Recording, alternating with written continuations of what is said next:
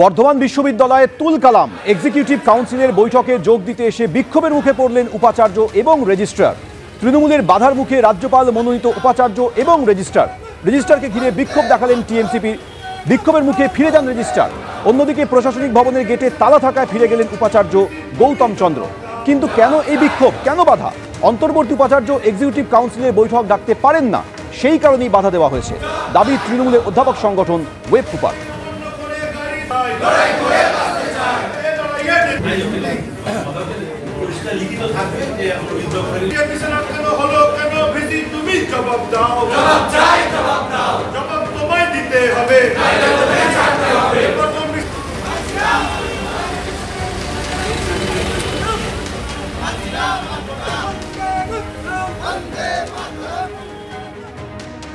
কেন্দ্রের জরিমানা না দেওয়ায় রাজ্যকে কড়া চিঠি পাঠালো জাতীয় মেডিকেল কমিশন। জরিমানা না দিলে আগামী শিক্ষাবর্ষে এমবিবিএস এর আসন কমিয়ে দেওয়ার হুঁশিয়ারি। সরকারি মেডিকেল কলেজগুলিতে চিকিৎসক ও অধ্যাপকদের বায়োমেট্রিক হাজিরা চালুর নির্দেশ দেয় এনএমসি।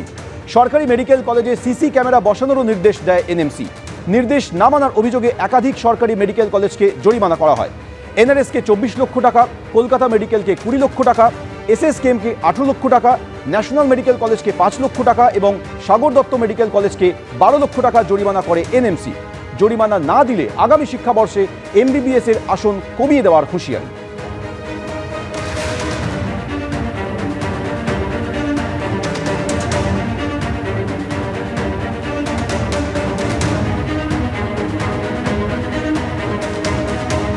সুপ্রিম কোর্টে আজ নিট মামলার শুনানি স্থগিত। আগামী বৃহস্পতিবার মামলা শুনবে সুপ্রিম কোর্ট। নিট ইউজির ভবিষ্যৎ নিয়ে আগামী সপ্তাহে সিদ্ধান্ত নিতে পারে সর্বোচ্চ আদালত। সুপ্রিম কোর্টে আজ নিট মামলার শুনানি স্থগিত। আগামী বৃহস্পতিবার মামলা শুনবে সুপ্রিম কোর্ট। নিট ইউজির ভবিষ্যৎ নিয়ে আগামী সপ্তাহে সিদ্ধান্ত নিতে পারে সুপ্রিম কোর্ট।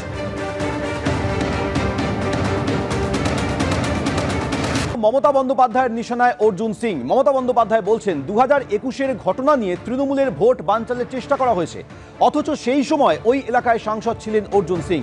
ব্যারাকপুরের সাংসদকে নিশানা করে মুখ্যমন্ত্রী আজ এই মন্তব্য করেন।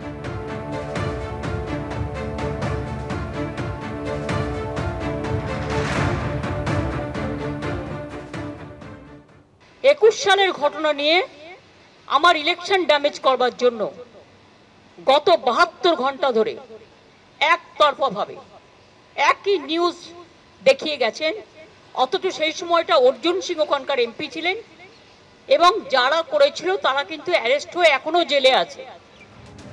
মমতা বন্দ্যোপাধ্যায় বললেন 2021-এর একটি ঘটনা নিয়ে তৃণমূলের ভোট বানচালের চেষ্টা করা হয়েছিল, অথচ সেই সময় এলাকায় সাংসদ ছিলেন অর্জুন সিং। মুম্বাই যাওয়ার আগে ব্যারাকপুরের প্রাক্তন সাংসদকে নিশানা করলেন মুখ্যমন্ত্রী মমতা বন্দ্যোপাধ্যায়।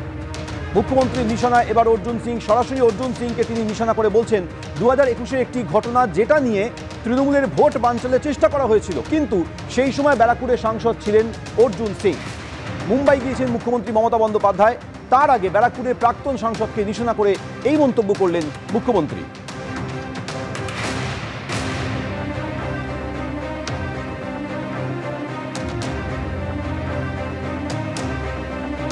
আপনাদের আরো একবার বলবো যে মুম্বাই গিয়েছেন মুখ্যমন্ত্রী মমতা বন্দ্যোপাধ্যায়। মুম্বাই যাওয়ার আগে তিনি অর্জুন সিংকে নিশানা করে বলেন 2021-এর একটি ঘটনা নিয়ে তৃণমূলের ভোট বানচালের চেষ্টা করা হয়েছিল, কিন্তু সেই সময় ব্যারাকপুরের সাংসদ ছিলেন অর্জুন সিং। সরাসরি আজ ব্যারাকপুরের প্রাক্তন সাংসদকে নিশানা করলেন মুখ্যমন্ত্রী।